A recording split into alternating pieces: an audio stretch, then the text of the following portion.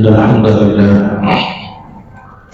نحمده ونستعينه ونستغفره ونعوذ بالله من شرور أنفسنا ومن سيئات أعمالنا من يهده الله فلا مضل له ومن يضلل فلا هادي له وأشهد أن لا إله إلا الله وحده لا شريك له وأشهد أن محمدا عبده ورسوله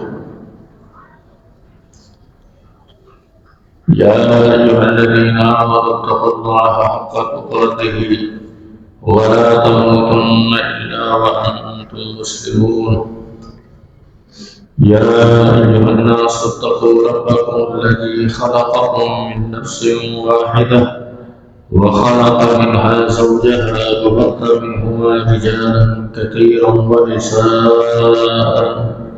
واتقوا الله الذي تساءلون به والأرحام إن الله كان عليكم رقيبا يا أيها الذين آمنوا اتقوا الله وقولوا قولا سديدا يصلح لكم أعمالكم ويغفر لكم ذنوبكم ومن يطع الله ورسوله فقد فاز فوزا عظيما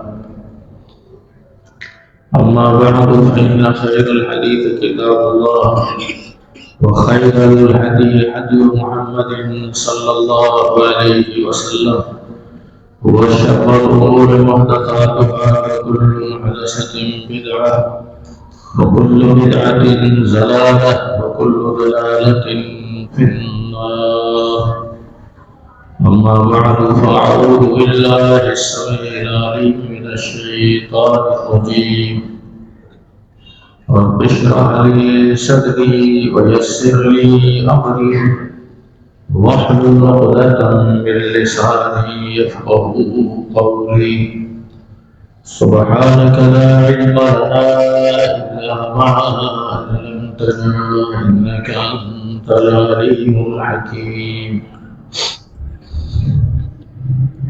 رب أعوذ بك من همزات الشياطين وأعوذ بك رب أن يحضرون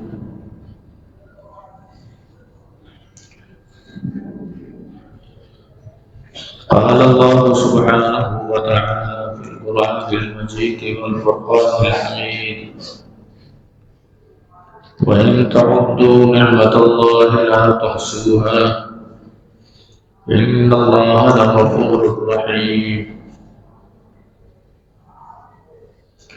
وقال الله سبحانه وتعالى في موضع آخر وقالوا الحمد لله الذي لم يتخذ ولدا ولم يكن له شريك في الملك ولم يكن له ولي من الذل وكبره تكبيرا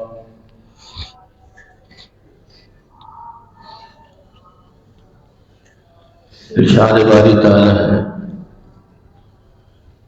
کہ وَإِن تَعُدُّوا نِعْمَةَ اللَّهِ لَا تُحْصُوهَا اگر تم اللہ تعالیٰ کی نعمتوں کو شمار کرنا چاہو گننا چاہو تو وہ تمہارے احاطہ شمار سے باہر ہے لا تحصوها تم اللہ کی نعمتوں کو شمار نہیں کر سکتے گن نہیں سکتے ان اللہ لغفور رحیم اللہ تعالی بڑا غفور ہے بخشنے والا ہے رحم کرنے والا ہے اللہ کے اپنے بندوں پر بے شمار نوازشات ہیں انعامات ہیں اور اتنے کہ بندہ اگر اس کو شمار کرنے پر آئے گننے پر آئے تو وہ اسے شمار نہیں کر سکتا کچھ نہیں تو فرمایا کہ بل الانسان علی نفسہ بصیرہ انسان خود اپنے نفس کا غور کر لے کہ اللہ تعالیٰ نے اسے کس قدر نعمتوں سے نوازا ہے، اور انسان کو ان نعمتوں کی قدر یا اس کا احساس اس وقت ہوتا ہے۔ بعض ایسی نعمتیں ہیں جو مخفی ہیں، اس کا احساس اس وقت ہوتا ہے جب وہ نعمت چھن جائے، چلی جائے، پھر اسے احساس ہوتا ہے کہ اللہ نے مجھ پر کتنی بڑی نعمت کی، اور اللہ کا مجھ پر کتنا بڑا فضل۔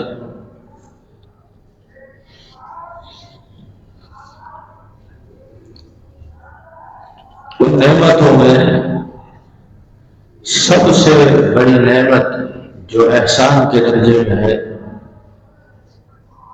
وہ ہے کہ اللہ تعالیٰ نے اس انسان کو اسلام جیسی، ایمان جیسی دولت سے مالا مال کی۔ یہ نعمت جو ہے یہ تمام نعمتوں سے اعلیٰ اور افضل ہے، اس سے بڑی کوئی نعمت نہیں۔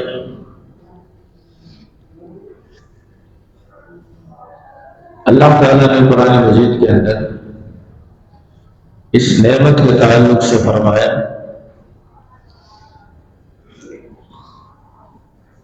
کہ تم اس وقت کو بھول گئے جب تم ایک دوسرے کے دست و گریباں تھے، وَكُنْتُمْ عَلَىٰ شَفَا حُفْرَةٍ مِّنَ النَّارِ، اور تم جہنم کے گڑھے کے کنارے پر پہنچ گئے تھے۔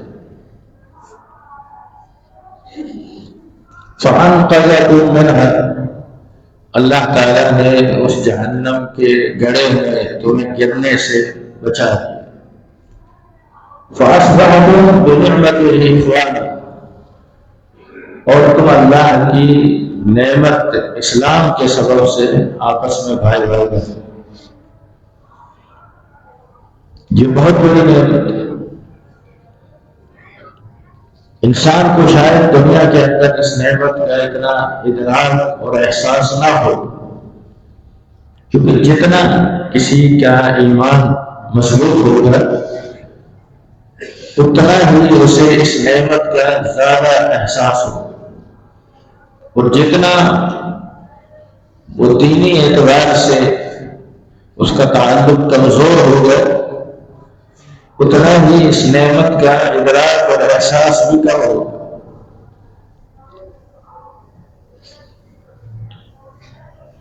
اس لیے اللہ رب العزت نے قرآن مجید کے اندر سورہ صافات کے اندر ایک شخص کا تذکرہ کیا کہ وہ شخص جنت میں چلا گیا، اور جنت میں جانے کے بعد اسے خیال آیا کہ میرا ایک دوست ہے، وہ میرے ساتھ اٹھتا بیٹھتا تھا، لیکن ابھی وہ مجھے نظر نہیں آ رہا۔ تو وہ فرشتوں سے کہے گا قال قائل منهم انی کان لی قریب، وہ کہے گا میرا ایک دوست ہے، وہ اکثر مجھے باتوں میں یہ کہتا تھا اِنَّکَ لَمِنَ الْمُصَدِّقِینَ، تم ان تمام چیزوں پہ یقین رکھتے ہو، تمہیں ان چیزوں پر یقین ہے، مرنا ہے، مرنے کے بعد یہ ہوگا وہ ہوگا۔ اَإِذَا مِتْنَا وَكُنَّا تُرَابًا وَعِظَامًا، ہم جب مر جائیں گے، مٹی میں مل جائیں گے، پھر ہمیں دوبارہ زندہ کیا جائے گا، حساب و کتاب ہوگا۔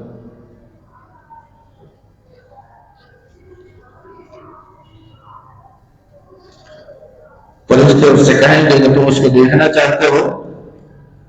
فَطَلَعَ، وہ دیکھے گا، فَرَآهُ فِي سَوَاءِ الْجَحِيمِ، وہ اسے جہنم کے بیچوں بیچ نظر آئے۔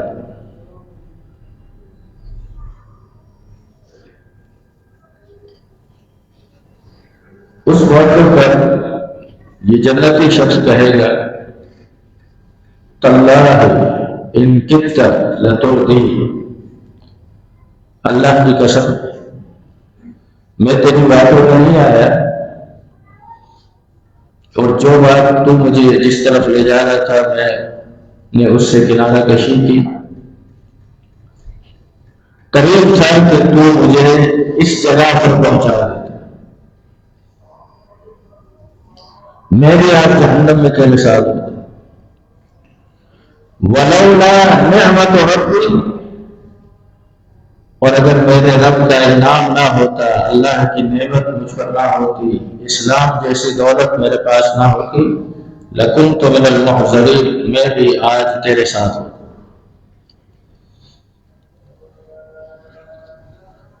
اس واقعے نے اس چیز کو ثابت کیا کہ اسلام اللہ کی بہت بڑی نعمت ہے. مسلمان ہونا مسلمان کے لیے بہت بڑا شرف ہے، بشرطے کہ وہ اپنے اسلام اور اپنے ایمان کی حفاظت کرے، اس کو اپنے ایمان دار ہونے پر، اپنے مومن ہونے پر، اپنے مسلمان ہونے پر کسی قسم کے احساس کمتری میں مبتلا نہ ہو. وہ اپنے ایمان اور اسلام کو چھپائے گا،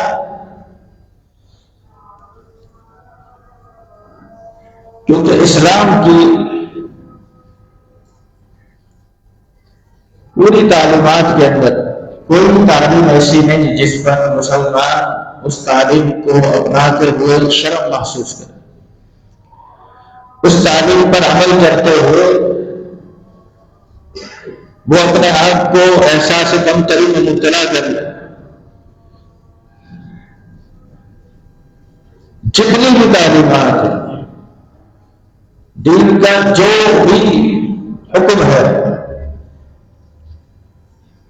وہ قطعاً کوئی بھی اس قابل نہیں کہ جس پر عمل کرتے ہوئے ایک مسلمان دوسرے کے آگے شرمندہ ہو جائے، لاجواب ہو جائے. اس تعلیم کے اندر کوئی چیز ایسی نہیں ہے. اس لیے ایک مسلمان کا جو فرض ہے اس پر یہ ضروری ہے کہ وہ اپنے ایمان کا، اپنے اسلام کا ہر موقع پر تحفظ کرے، اس کا دفاع کرے، اور جو کچھ معاشرے میں اس کے خلاف ہو رہا ہو اس راستے میں، اس رو میں بہ نہ جائے. ابھی کچھ دن پہلے 25 اگست گزری، 25 دسمبر. اس 25 دسمبر کو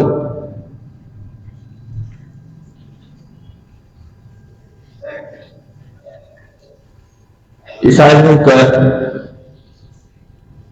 نظریے کے مطابق کہ یہ عیسیٰ علیہ السلام کی پیدائش کا دن ہے، اگرچہ یہ کوئی اتھینٹک بات نہیں، یہ کوئی ایسی بات نہیں جس کو حتمی طور پر کہا جائے. اب اس دن کے تعلق سے ہمارے معاشرے میں کیا ہے؟ اس دن کے تعلق سے ہمارے معاشرے میں یہ دیکھنے میں آتا ہے کہ جہاں کہیں بھی عیسائی آباد ہے، ان کے پڑوس میں کوئی مسلمان ہے، مسلمانوں سے ان کی اسلام دعا ہے، تعلقات ہیں، دوستیاں ہیں، وہ اس دن خوشی کا اظہار کرتے ہیں، انہیں کیک بھیجتے ہیں، کوئی مٹھائی بھیجتا ہے، کوئی تحفے تحائف کا تبادلہ، اور ایک مسلمان اس میں اس طرح سے شریک ہوتا ہے کہ چلو جی ان کی بھی عید ہے، ان کی بھی خوشی کا دن ہے. یہ مسئلہ اچھی طرح ذہنشین کرے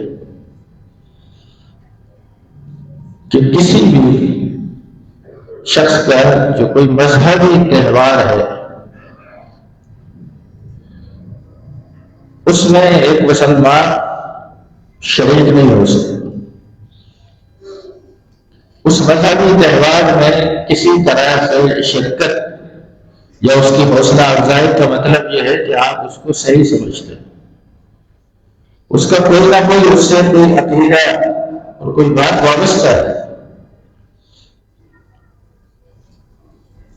ایک عیسائی اگر آپ کو یہ کہے کہ آج اللہ کے بیٹے کی پیدائش کا دن ہے، اس خوشی میں کیک کھاؤ، تو کھاؤ گے؟ کبھی نہیں کھاؤ گے۔ لیکن اس نے یہ نہیں کہا، لیکن عقیدہ تو اس کا یہی ہے کہ عیسیٰ علیہ السلام اللہ کے بیٹے۔ اب اگر اس تحفے کو کوئی قبول کرتا ہے تو وہ خاموش طور پر اس کو یہ دعوت تو دے چکا اور قائل کر چکا، اور لینے والے نے بھی اس کو شعوراً ولا شعوراً ایکسپٹ کر لیا، مان لی۔ جبکہ یہ مسئلہ، یہ بات، یہ اتنی اہم ترین بات ہے اور اتنا اہم ترین مسئلہ ہے کہ اللہ تعالیٰ نے قرآن مجید کے اندر سورہ مریم کے آخری رکوع میں فرمایا کہ جو اس طرح اللہ کی اولاد ثابت کرتے ہیں، اگر یہ بات آسمان کو کہا جائے تو آسمان اسے قبول کرنے کے لیے تیار نہیں۔ وَتَنشَقُّ الْأَرْضُ، زمین کو اگر کہا جائے تو زمین پھٹ جائے گی، لیکن اس بات کو قبول نہیں کرے گی۔ وَتَخِرُّ الْجِبَالُ هَدًّا، فرمایا پہاڑ اپنی جگہ سے ہل جائے گا، ریزہ ریزہ ہو جائے گا۔ جس پہاڑ کو اللہ تعالیٰ نے جب اس کائنات کو بنایا تو اس زمین کے اندر ایک حرکت تھی، کھرکھراہٹ تھی۔ اللہ تعالیٰ نے پہاڑوں کو اس پر نصب کیا، اس زمین کی کھرکھراہٹ ختم ہو گئی۔ ایک مضبوط چٹان جسے توڑتے توڑتے بعض دفعہ آلات ناکارہ ہو گئے، لیکن فرمایا یہ ایک جامد چیز اور ایک سلامت والی چیز، ایک سخت ترین چیز ہوئی، اللہ کی توحید کے معاملے میں اتنی حساس ہے کہ اگر اسے بھی اس عقیدے کو قبول کرنے کے لیے کہا جائے کہ ہم دعوا الرحمن ولدا، کہ لوگوں نے اللہ کی اولاد بنائی ہے، تم بھی اس کو قبول کر لو، تو وہ اسے قبول کرنے کے لیے تیار نہیں، وہ پھٹ جائے گا، ریزہ ریزہ ہو جائے گا۔ تو یہ مسئلہ معمولی نہیں، بلکہ سورہ بنی اسرائیل کی آخری آیت کے اندر ارشاد فرمایا کہ جو اللہ کے بندے ہیں وہ اللہ کا شکر اس طرح سے بھی ادا کرتے ہیں۔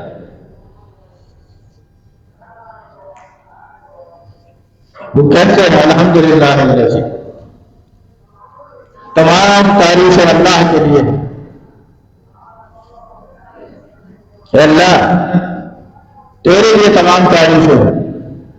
الذی، وہ ذات لم یتخذ ولدا، جس نے اپنی کوئی اولاد نہیں بنایا، ولم یکن لہ شریک فی الملک، اس پوری کائنات کے اندر کوئی اللہ کا شریک نہیں۔ اللہ کی اولاد نہ ہونے میں تعریف کا پہلو کیا ہے؟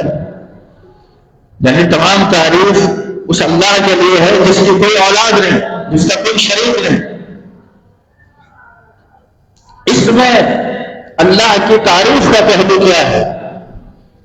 فرمایا اللہ، اس میں تعریف کا پہلو یہ ہے، اللہ کی ثنا کا پہلو یہ ہے کہ اللہ اگر تیری کوئی اولاد ہوتی تو ہمیں پہلے اس کو راضی کرنا پڑتا، پھر تجھے راضی کرنا پڑتا۔ اے اللہ، تو نے ہمیں کسی در پر جانے کا موقع ہی نہیں، کسی در پر جانے کے لیے ہمیں ہماری اس پیشانے کو اپنے آگے صرف سر رکوع ہونے دیا، سجدہ ریز ہونے دیا، اور کسی اور طرف نہیں جانے دیا۔ یا اللہ، یہ تیرا بہت بڑا ہم پر انعام، یہ اللہ کی اتنی بڑی نعمت ہے۔ اس نعمت کو ایک مسلمان معمول نہ سمجھے اور ان باتوں کو اتنا معمولی سمجھ کر کہ اگر ہم نے کسی کو یہ کہہ دیا ہیپی کرسمس میری کرسمس اگر کہہ دیا اس میں کیا حرج ہے؟ انہیں کے عقیدے کے مطابق اس جملے کا میری کرسمس کا معنی بھی یہی ہے کہ اللہ کے بیٹے کی پیدائش کی مبارکباد۔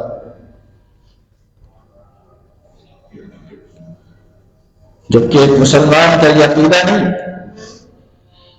ہمیں تو اللہ تعالیٰ کا تعارف اسی طرح کرایا گیا۔ بسم اللہ الرحمن الرحیم، قل هو اللہ احد۔ پیغمبر آپ کہہ دیجیے وہ اللہ ایک ہے، احد اللہ کی ایک صفت ہے، اور یہ ایسی صفت ہے کہ پورے قرآن میں یہ احد لفظ صرف ایک دفعہ استعمال ہوا، اسی سورہ اخلاص کے اندر۔ اس کے علاوہ قرآن مجید کے 30 پاروں میں 6666 آیتوں میں کوئی اور آیت نہیں جس میں یہ صفت استعمال ہوئی۔ واحد کا لفظ استعمال ہوا وَإِلَٰهُكُمْ إِلَٰهٌ وَاحِدٌ، لیکن احد کی صفت صرف اسی صورت میں استعمال اور ایک مرتبہ استعمال۔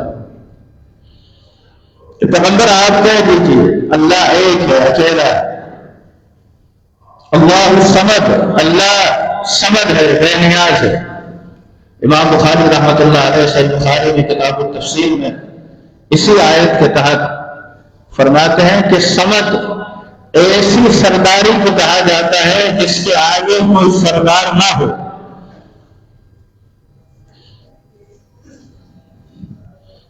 یعنی ایسا سردار اتنا بڑا اور اتنا بے نیاز کہ اس کو کسی کی حاجت اور ضرورت نہیں۔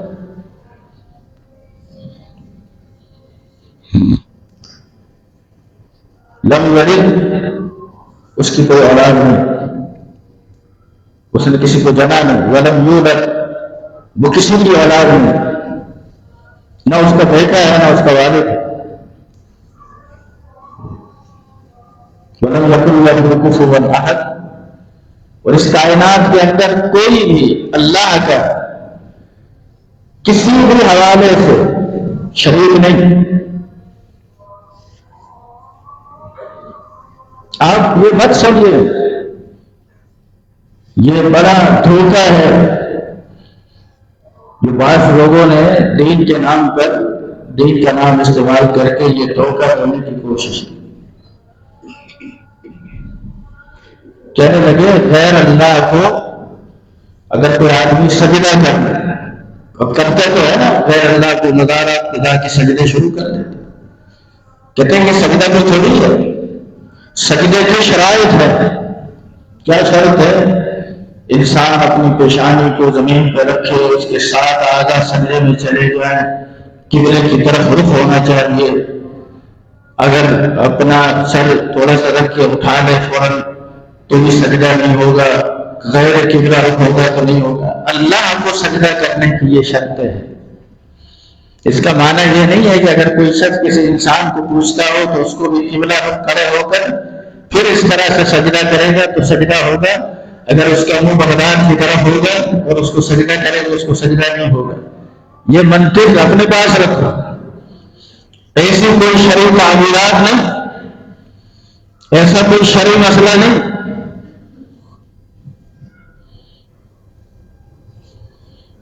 کچھ لوگوں نے اللہ کے نبی سے جب ملاقات کی نا، نئے مسلمان ہوئے، تو اس تصور سے آپ سے ملنا چاہا نا جیسے کوئی سجدے کی کیفیت میں ہو، تو آپ نے منع کیا اور فرمایا کہ اگر اللہ کے علاوہ کسی کو سجدہ جائز ہوتا تو میں بیوی کو حکم دیتا کہ اپنے خاوند کو سجدہ کرے۔ تو کیا مطلب ہے اس کا؟ بیوی اپنے خاوند کو قبلہ رخ کھڑا کر کے باوضو ہو کر پھر سجدے کی کیفیت میں جائے گی تو سجدہ کرائے نہیں۔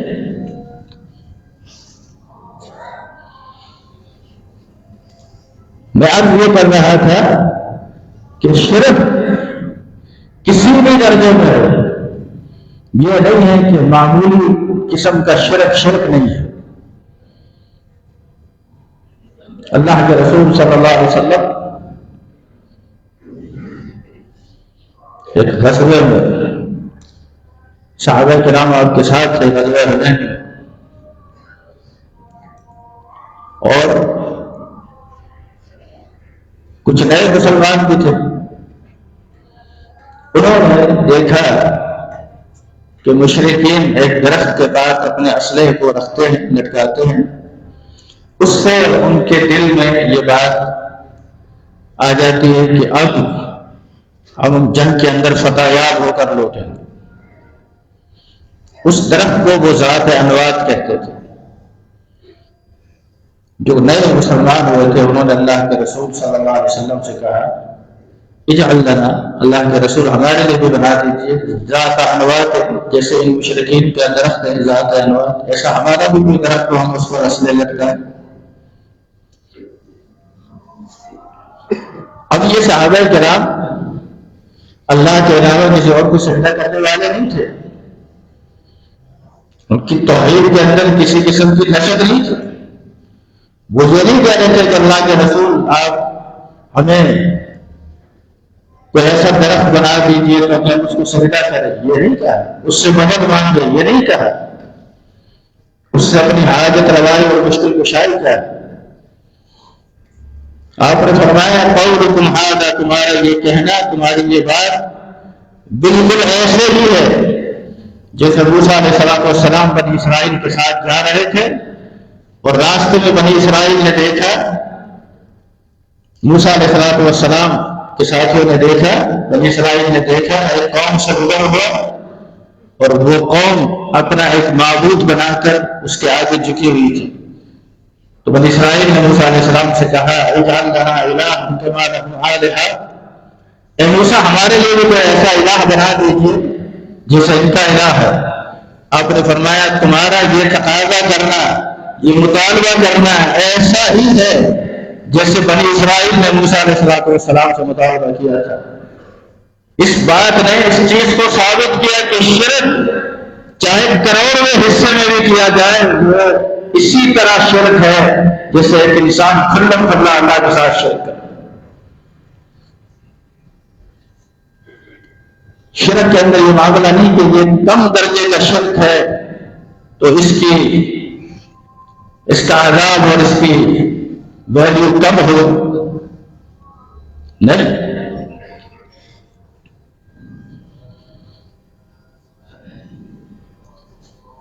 اتنا ہی تو ایک صحابی نے کہا نا، اور وہ کسی نہ کسی تناظر میں اس کی بات صحیح ہو سکتی تھی، جس نے صرف یہ کہا ماشاء اللہ وشئت، اللہ کے نبی جو اللہ چاہے گا وہ ہوگا، جو آپ چاہیں گے وہ۔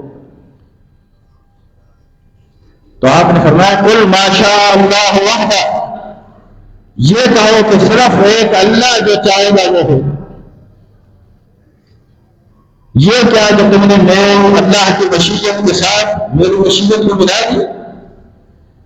اللہ کے رسول کو چاہتے تھے، ابو طالب مسلمان ہو گئے۔ اللہ کے رسول نے تو بہت سے موقعوں پر بہت سی باتیں چاہی، لیکن نہیں۔ قل ما شاء اللہ وحدہ، تم یہ کہو کہ صرف ایک اللہ جو چاہے گا وہ ہو۔ اگر کہنا بھی ہے تو ثم شئت، پھر جو آپ چاہے۔ اللہ کی مشیت کے ساتھ آپ کی مشیت کو مربوط نہیں کیا۔ اللہ اللہ ہے اور اللہ کا رسول اللہ کا رسول۔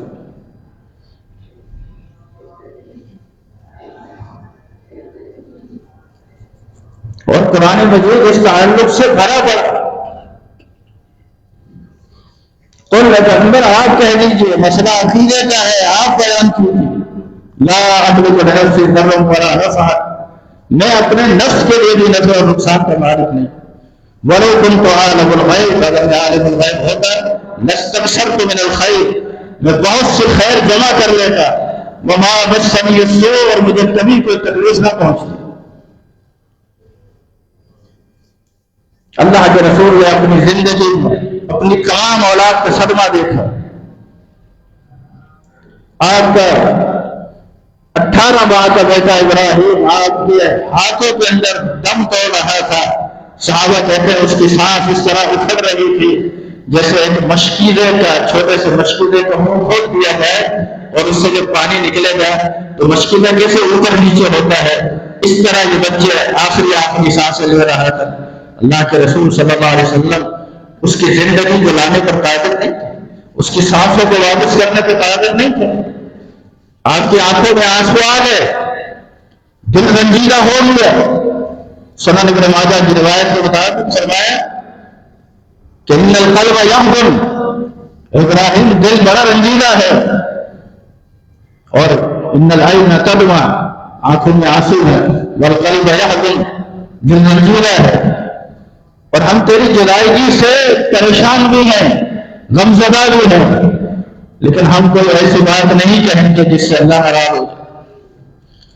ہم یہ نہیں کہیں گے کہ اس کے تو بیچارے کے مرنے کے دن نہیں تھے، اس کا وقت آ گیا، جس کا وقت جس طرح سے جیسے لکھا ہے وہ سنا کے رہیں، ہو جاتا ہے۔ بعض دفعہ اس طرح کے انسان کو صدمات دیکھنے پڑتے ہیں، اور اللہ کے نبی صلی اللہ علیہ وسلم نے اپنی تمام اولاد سوائے فاطمہ رضی اللہ تعالیٰ عنہ بقیہ تمام بیٹیوں کا صدمہ بھیجا، لیکن مجال ہے کہ اللہ کے نبی نے کبھی اللہ سے کوئی شکوہ کیا ہو، یہ کہا ہو کہ اللہ میں تو سید ولد آدم ہوں، میں تو خاتم النبیین ہوں، میں تو آخری رسول ہوں، میرے ساتھ یہ کیوں ہو رہا، میرے ساتھ یہ اتنی آزمائش؟ کبھی حاشا وکلا۔ کسی نے کہا بھی کہ ابراہیم کی وفات ہوئی اور سورج کو گرہن لگ گیا، کسی نے کہہ دیا آج تو ابراہیم کی وفات پر سورج کو بھی صدمہ لگا۔ آپ مسجد میں آئے، حمد اللہ و اثنى علیہ، اللہ کے حمد و ثنا بیان کی اور فرمایا لوگو ان الشمس والقمر آیتان من آیات اللہ، اے لوگو یہ سورج اور چاند اللہ کی نشانیوں میں سے 2 نشانیاں ہیں، لا ينخسفان لموت احد ولا لحیاتہ، یہ کسی کی زندگی اور موت سے کوئی سروکار نہیں رکھتے۔ ان کو گرہن کس وجہ سے نہیں لگتا کہ آج بہت بڑی شخصیت پیدا ہو گئی، اور نہ ان کو گرہن اس وجہ سے لگتا ہے کہ کوئی بہت بڑی شخصیت دنیا سے چلی گئی، بلکہ اللہ تعالیٰ جب چاہتا ہے ان کی نور کو چھین لیتا ہے، ان کی روشنی کو، اور یہ بتاتا ہے تاکہ بندے اللہ سے ڈریں، صدقہ کریں، نماز پڑھیں، استغفار کریں۔ آپ نے اگر آپ دنیا چاہتے یا شہرت چاہتے تو اس سے بہتر موقع کون سے شہرت حاصل کرنے۔ آج لوگوں نے شہرت حاصل کرنے کے لیے نہ جانے کیسے کیسے رنگ ڈھنگ اپنائے۔ اللہ رب العزت ہمیں توحید کے تعلق سے یہ جو اللہ کا بہت بڑا کرم ہے دین اور ایمان کے تعلق سے اس کی حفاظت کرنے کی، اس کے تقاضوں کو پورا کرنے کی توفیق عطا فرمائے۔ اقول قولی ھذا واستغفر اللہ۔